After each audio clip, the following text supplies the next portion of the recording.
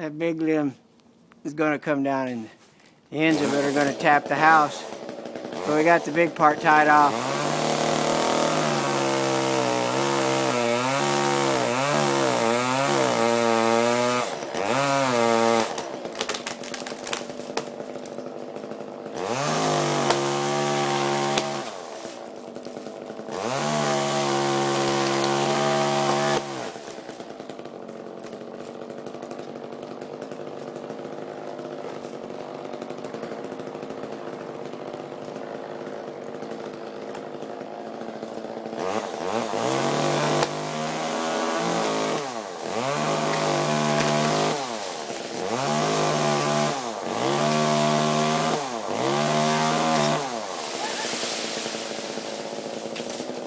See how it didn't even, just knocking the leaves off the house.